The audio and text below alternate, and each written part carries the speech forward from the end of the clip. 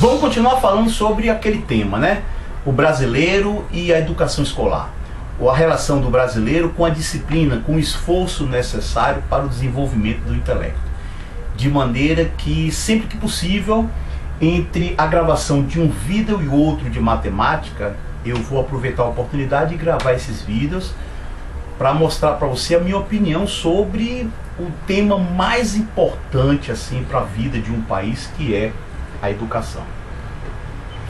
No vídeo anterior eu mostrei para você, né, fatos, não foram opiniões que eu passei, opiniões minhas, não, foram fatos que me levam a ter certeza que a desigualdade educacional, o desinteresse do brasileiro, ou pelo menos da maioria dos brasileiros, por educação escolar e, consequentemente, o sofrível desempenho nas avaliações escolares internacionais que o brasileiro se submete, nenhuma dessas características pode ser atribuída a uma suposta baixa inteligência, como gostaria, né, como supõe, afirmam, melhor falando, os neonazistas. Eu mostrei para você que não é nada disso, tá bom? Quando eu mostrei que a miscigenação, ela decididamente, ela não emburrece de maneira alguma. Vamos continuar analisando, mas dessa vez vamos fazer o seguinte: o desinteresse, isso é muito complexo, isso é extremamente relativo, é subjetivo que vem a ser desinteresse, apesar das consequências desse desinteresse não ter nada de subjetivo. É uma coisa bem concreta, real, nefasta, arrasadora para o progresso de um país. Mas vamos fazer o seguinte: como esse tema, o que vem a ser desinteresse, o brasileiro é ou não desinteressado, e se for, quais as causas desse desinteresse, vamos deixar isso para a segunda parte do vídeo, já que o tema é muito complexo, né? Envolve antropólogos, sociólogos, historiadores, pedagogos, políticos. Você tem uma gama de pensadores aí que discutem isso já há um certo tempo e não chegaram ainda a uma conclusão, são discordantes as conclusões. É um tema apaixonante e apaixonado, tá bom? De maneira que vamos deixar isso para depois. Agora, as causas da desigualdade social e, consequentemente, as causas da desigualdade socioeconômica, essas causas são mais fáceis de nós analisarmos, de maneira que vamos começar esse vídeo analisando essas causas. Para isso vamos fazer o seguinte: vamos dar um pulinho e ver como é que fomos formados, né? O início da nossa formação, tivemos basicamente três povos, né? O perverso português, né? Junto depois se uniu aqui com o imaturo, o ingênuo índio que vivia aqui, e os culturalmente ricos africanos, né? Os negros africanos, culturalmente riquíssimos, né? Essa reunião forçada entre esses três povos, as atrocidades, as maldades, as perversidades que aconteceram, isso já são do seu conhecimento. Eu não vou entrar aqui nos detalhes desses quase 4 séculos de escravidão. De maneira que o que interessa para a gente aqui agora, o tema que a gente está assim, propondo discutir, é o que foi que aconteceu das escolas brasileiras, né? Próximo lá da época da abolição da escravatura, ou depois, né? E mesmo até no início do século XX. Vamos começar a análise por esse lado. E aí eu vou fazer o que para você?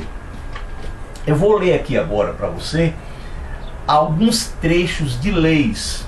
O que eu vou ler para você não é a opinião de uma pessoa. Eram leis, né, e tinham que ser cumpridas, né, sobre o que acontecia nas escolas brasileiras. Preste atenção, vamos lá. Artigo 179, parágrafo 32 da Constituição do Império, 1824. Vamos lá. A matrícula nas escolas de primeiras letras deveriam ser gratuitas para todos os cidadãos, o que não abarcava, porém, os negros escravizados. Em Minas Gerais, a mesma lei número 13 de 1835, que previa a obrigatoriedade do ensino primário, interditava a frequência de escravos à escola. Já no Rio de Janeiro, o 9º artigo do Regimento de 1º de setembro de 1847 dizia: são proibidos de frequentar as escolas públicas os que padecerem de moléstias contagiosas, os escravos e os pretos africanos, sejam libertos ou livres. São Paulo seguiu o mesmo padrão das demais províncias. Segundo o regulamento da Instrução Providencial de 1869, já próximo já da abolição, artigo 92, dizia o seguinte: não serão admitidos à matrícula, primeiro parágrafo, as meninas nas escolas do sexo masculino e os meninos nas escolas do sexo feminino. Segundo parágrafo, os menores de 5 anos de idade. Terceiro parágrafo, os que padecem de moléstia contagiosa. E quarto parágrafo, os escravos. Em 1874, a Lei número 9, de 22 de março, instituiu a obrigatoriedade de ensino para menores de 7 a 14 anos do sexo masculino e de 7 a 11 anos do feminino, sem fazer menção a escravos ou negros. Em 1887, já na abolição já, né? O regulamento reiterou a proibição, ou seja, confirmou a proibição de escravo às escolas públicas, salvo nos cursos noturnos e com consentimento dos senhores. Aí você fica sem entender, né? Por que você tem pessoas no Brasil que acham que apartheid é uma coisa que aconteceu lá na África do Sul, de Nelson Mandela. É completo e total desconhecimento da própria história. E mesmo depois, olha só você, e mesmo depois que a escola já não era mais legalmente proibida para os escravos, a permanência, o acesso dos ex-escravos era dificultada ao máximo, né? Através de comportamentos bem sutis de discriminação, ou às vezes, na maioria dos casos, né, não eram tão sutis. Olha só a passagem de um desses livros, que a bibliografia especializada nessa área, eu vou colocar aí para você debaixo aí da descrição do vídeo, se você quiser se aprofundar, para você, olha só a passagem de um desses livros. Entretanto, embora houvesse alunos negros matriculados nas escolas, as dificuldades encontradas por eles na matrícula e permanência na escola eram uma constante. Depoimentos de pessoas negras que vivenciaram o processo de escolarização nos primeiros anos do século XX exibem dificuldades tais como negação do direito à matrícula em função da origem e preconceito racial dentro da escola. Encontramos também um relatório de um professor público da cidade de São Paulo que se sentia incomodado pela presença de alunos negros em suas salas de aula. Estes filhos de africanos livres seriam os negrinhos que por aí andam, que contaminariam os bons alunos com seus vícios e atos torpes. Aí, sabe o que é que acontece? Para você ver, a gente está em 2015 e você acha que esse tipo de comportamento, esse tipo de mentalidade é coisa do passado, que o Brasil é um país igual, que não é racista. Aí você fica sem entender, já que se isso for verdade, por que somente agora em 2015, me responda essa pergunta, por que somente agora em 2015, no século XXI, o Brasil começa a legalizar, normatizar as relações trabalhistas das empregadas domésticas?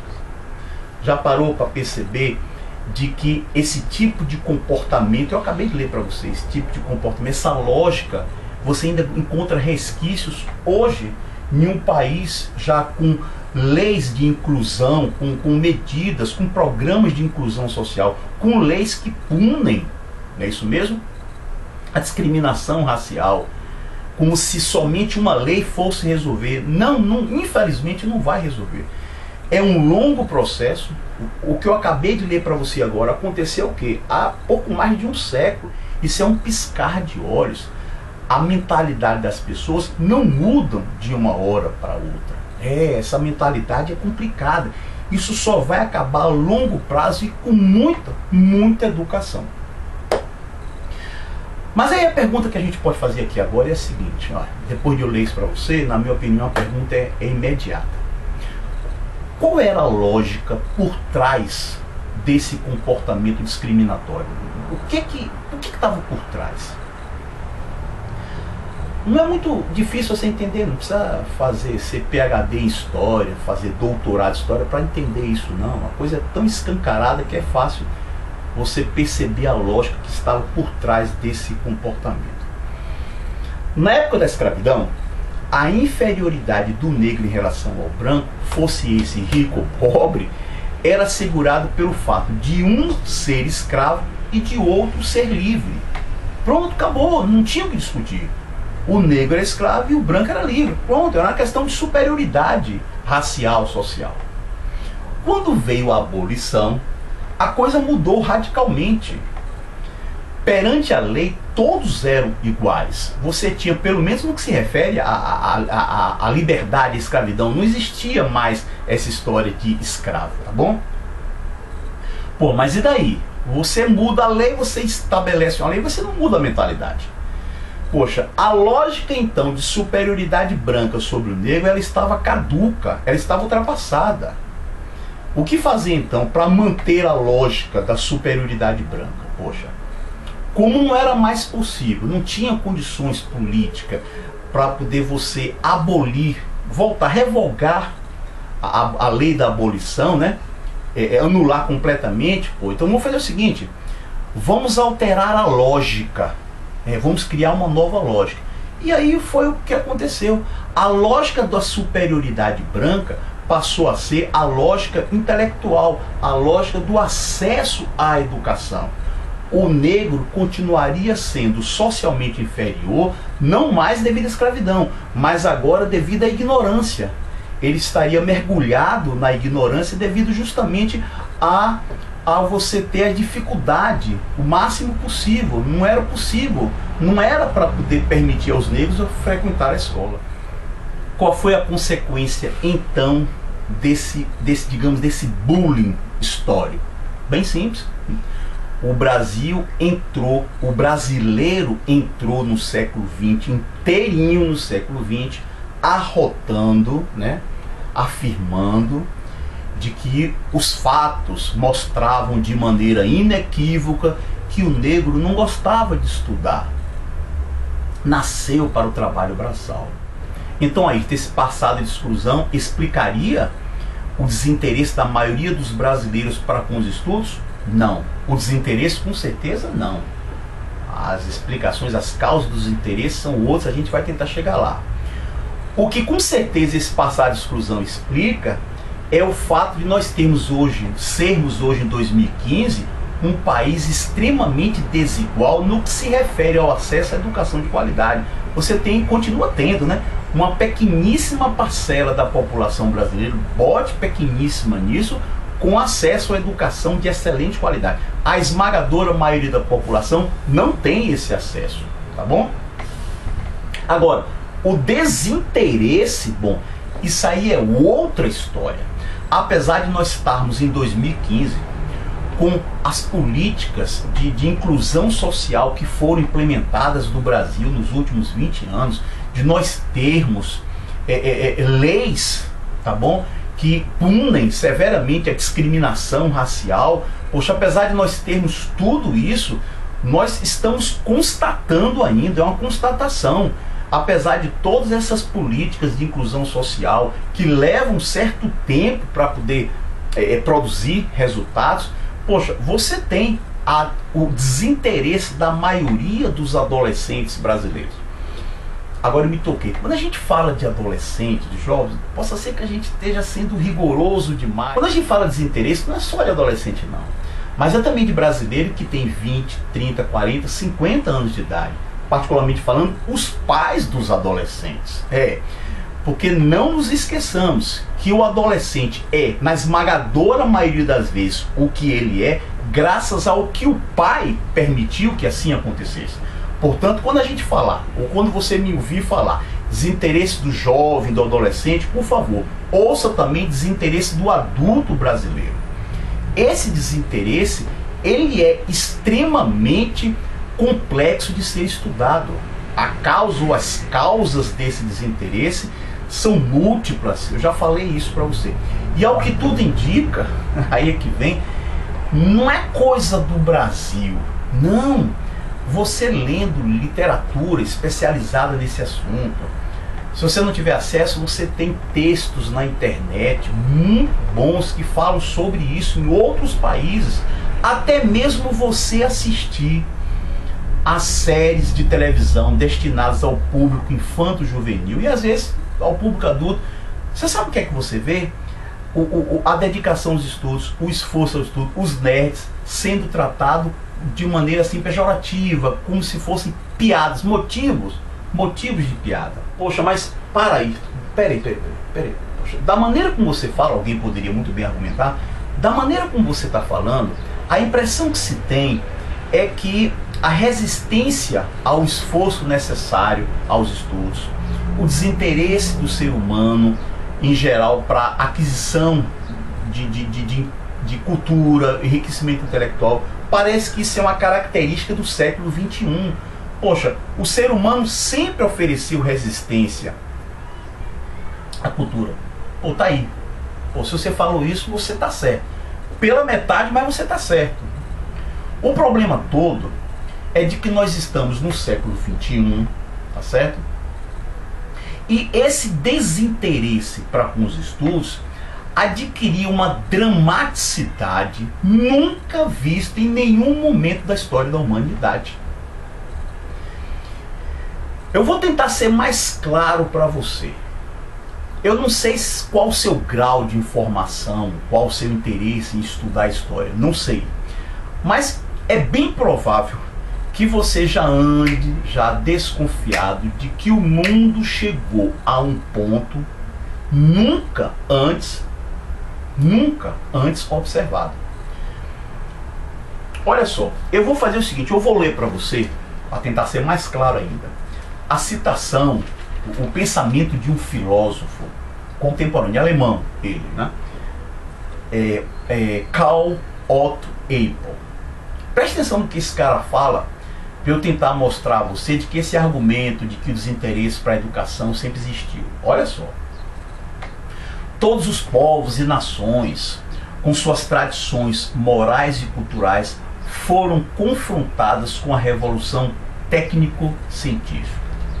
Pela primeira vez na história da humanidade, os homens estão diante da tarefa de assumir a responsabilidade solidária pelas consequências de suas ações, segundo parâmetros de dimensões planetárias.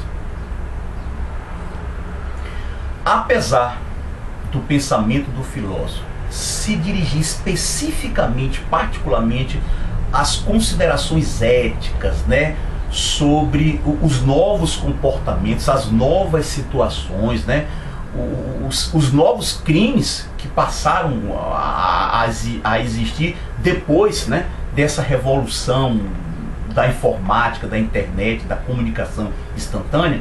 Apesar desse pensamento estar dirigido à ética sobre o comportamento, as reações a situações novas, mas é perfeitamente possível nós pegarmos justamente a dramaticidade do mundo que estamos vivendo, graças única e exclusivamente à revolução técnico-científica, e mostrar para você que o argumento, estúpido por sinal, de que o homem sempre foi largado, sempre ofereceu resistência, esse argumento cai por terra com o que está acontecendo no século XXI. Quando o filósofo cita desenvolvimento técnico-científico, você sabe o que é que ele está se referindo? A uma situação que nunca ocorreu antes. Ele está se referindo aos celulares, a transmissão via satélite instantânea, a internet, ao GPS, a exploração espacial, o mapeamento do genoma humano, a bioética, a engenharia genética. Cara, situações, coisas assim absolutamente inéditas, típicas do final do século XX, início do século XXI. O mundo mudou mas mudou de maneira radical, e a esmagadora maioria das pessoas comuns, as pessoas medianas, que levam a vida normal, elas não conseguem entender ou não querem entender de que o mundo nunca foi o que é hoje. Os gregos, lá no século 6 a.C., quando eles inventaram uma coisa chamada ciência, filosofia, eles não atingiram absolutamente em nada, por exemplo, o índio que vivia aqui, ou então o índio lá da Polinésia, lá da Indonésia, lá do Pacífico. Nada. A vida do índio aqui no Brasil continuou absolutamente a mesma durante milênios, quando os gregos inventaram lá na Europa a ciência. Por quê? Porque um não sabia da existência do outro.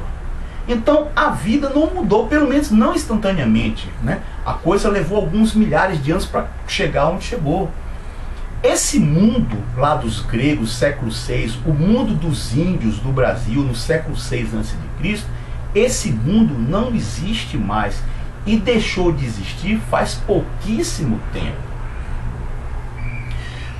O que uma empresa, um governo, um grupo de pessoas faz do outro lado do mundo vai atingir você aqui no Brasil muito mais rápido do que você pensaria ou gostaria, imaginaria que pudesse atingir. Então não dá, sinceramente, não dá para você ficar alegando de que o desinteresse é algo histórico, é algo natural. Pode até ser algo histórico, e é algo histórico, pode até ser natural. Mas olha só, esse desinteresse antes não produzia absolutamente nada, porque não havia a interação instantânea. Não era nem interação, havia interação instantânea, coisa que acontece hoje. Não dá nem para mandar, olha só, a coisa é tão complexa que não dá para você pegar uma pessoa completamente largada em relação à aquisição de cultura, o que a gente pode chamar de porra louca, uma pessoa completamente banda voou, pega essa pessoa e manda para a mais isolada das ilhas do Pacífico. Não dá para você fazer isso. É possível você observar essa pessoa 24 horas por dia em tempo real. Então esse argumento cai por terra. Não dá, sinceramente, é impossível nesse mundo que a gente vive, conectado o tempo todo, você simplesmente se desligar de uma coisa chamada consciência das coisas que estão acontecendo. O que levou a humanidade a esse ponto? O enaltecimento, o elogio exacerbado ao Deus técnica, ao Deus ciência, ao progresso técnico-científico, ao teste de QI. Lembra lá do vídeo anterior? Olha aí uma das consequências de onde nós chegamos. A ciência é a grande e única responsável por termos chegado aonde nós chegamos. A razão. E o que é que vai apontar a saída? Vamos lá. Paradoxalmente falando, a própria ciência. Agora, quando eu falo de ciência, vamos deixar uma coisa clara aqui, tá bom? Eu não estou falando de engenharia eletrônica, engenharia mecatrônica, de matemática e de física. Nesse caso, a ciência que irá apontar as saídas para essa situação dramática que a gente vive são as ciências humanas. Particularmente falando, a filosofia. Mas e aí? Então onde é que a gente fica com o desinteresse do brasileiro nesse mundo dramático? Bom, se a pergunta for como a gente fica, eu do fundo do meu coração, com toda a sinceridade que eu tenho, eu não saberia lhe responder. Agora, se a pergunta for onde a gente fica, aí já dá para arriscar uma resposta. Vamos ficar no mesmo lugar que nós estamos desde lá da década de 70, o governo militar. É o lugar de onde se dizia que o Brasil é o país do futuro. Cara, já se passaram mais de 40 anos e a gente continua dizendo que o Brasil é o país do futuro, o Brasil é o país do futuro. Futuro esse que nunca chega. O que é lamentável, cara. Lamentável você ter um país formado por pessoas extremamente inteligentes, né? Inteligentíssimas, com a capacidade inventiva, criativa, reconhecida, inclusive pelos caras lá fora, agora extremamente ingênuo, imaturo, irresponsável mesmo em determinadas áreas cruciais. para uma nação, como por exemplo a educação, e sem contar outras áreas que a ingenuidade, a imaturidade do brasileiro é visível. Poderia citar no caso a irresponsabilidade na hora do voto, né? A falta de ponderação, de análise, um pouco mais responsável. É complicado, cara, é como se fosse um povo sem referências. Eu vou tentar ser mais claro para você quando eu digo é como se fosse um povo sem referências. Nós tínhamos, lembra de julho de 2014? Julho de 2014, vamos lá, o que é que nós tínhamos lá? Copa do Mundo. Nós éramos, naquela época, um país com uma das maiores taxas de violência urbana do mundo. Éramos um país com uma das maiores taxas de desigualdade social do mundo. Nós tínhamos uma das piores educações públicas do mundo. O resultado do PISA não deixa aí, os resultados do PISA não deixam mentir. Nós tínhamos um péssimo serviço de saúde pública, né? A única coisa que tínhamos era o melhor futebol do mundo, né? Os países do mundo, todos eles, tremiam de medo quando iam enfrentar o Brasil. Agora, olha só, eu pergunto para você. De lá para cá, o que foi que aconteceu? Quase nada. Aquelas 4 características continuam absolutamente as mesmas. Mas essa daqui sumiu. Nós só fizemos acrescentar mais uma. Não temos mais o melhor futebol do mundo. Quer dizer, a paixão do brasileiro, a identificação do brasileiro foi para as cucuias. E o que é pior, cara, a humilhação, a dupla humilhação, né? Holanda e Alemanha foi tão grande, mas tão grande, que como se não bastasse, a humilhação foi nós perdermos esse título para um país, para países, né? No caso da Alemanha aí, que foi 7-1, para um país que é mais rico do que a gente, tem a educação melhor do que a gente, tem a saúde pública melhor do que a gente, tem uma segurança pública melhor do que a gente e é menos desigual do que a gente. Foi o que os alemães fizeram, bem simples. Eles pegaram, depois do fracasso lá da Copa, que eles perderam para o Brasil na final, eles pegaram o futebol e levaram o futebol para a folha de papel e para o lápis. Matematizaram, ou seja, trataram de dar um cunho, um tratamento científico ao problema do futebol. Mas o brasileiro não, o brasileiro fica só na improvisação, no talento pessoal, na hora, na ginga. E aí? Não deu, a ciência ganhou. Perdemos de goleada. Viramos motivo até de chacota de diplomatas internacionais por causa desse 7-1. Não dá para você entender, cara, por que o brasileiro não acorda para essa situação. O que passa pela cabeça de um brasileiro? O que passa pela cabeça de um brasileiro que perdeu até a maior identidade que ele tinha, que era ser o país do futebol? Nós não somos mais o país do futebol. A Alemanha agora é o país do futebol. Aí eu pergunto para você, é você que vai me responder agora. Dá para ser otimista em relação ao futuro da educação no Brasil? Mas antes de responder, não responda agora não. Lembre-se da definição que os economistas dão para uma pessoa otimista. Sabe que definição é essa? Segundo eles, uma pessoa otimista é aquela pessoa mal informada, porque se ela tivesse todas as informações, ela não seria otimista. Agora responde para mim, dá para ser otimista em relação à relação do brasileiro com a disciplina necessária para com os estudos? E como se não bastasse, como se miséria pouca fosse bobagem, nós temos aqui em 2015 situações que agravam mais ainda, na minha opinião. Temos os aproveitadores de situações políticas e os aproveitadores de situações mercadológicas, grana. Aproveitadores de situações políticas. Bem fácil de identificar. Sabe quem são? A grosso modo, são, na maioria dos casos, aqueles cadáveres ideológicos de Paulo Freire e Companhia Limitada, né? Sendo que na maioria deles com a camiseta de Che Guevara, né? Esse pessoal, eles têm assim, digamos assim, orgasmos múltiplos de felicidade quando eles ouvem uma criança na escola pública falar assim: Nós vai pegar os peixes. E aí do professor que tentar corrigir a criança, chegar lá, tentar ensinar ela a escrever corretamente, ler corretamente, entender o que lê. Pelo amor de Deus, sabe por quê? Para esse pessoal de Paulo Freire, isso é demonstração de saber popular, de cultura popular. É tradição, tem que ser conservada, tem que ser mantida. Tá, e os aproveitadores de situações mercadológicas, os empresários. Pô, é fácil, isso aí talvez seja tão fácil ou mais fácil que o outro. Aí você tem que dar um pulinho nas escolas particulares. Os empresários, eles agem dessa maneira, eles observam um espaço, um nicho de mercado, no caso os adolescentes brasileiros, né? Eles constataram o seguinte: olha lá, a galera não quer porra nenhuma com estudo, vamos tratar de ganhar dinheiro em cima das coisas, vamos lá. Aí o que é que se faz? Criam-se toda uma pedagogia, toda uma ideologia que vai enaltecer, elogiar, embelezar, justificar o desinteresse, né?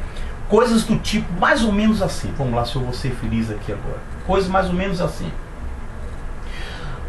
Escola particular.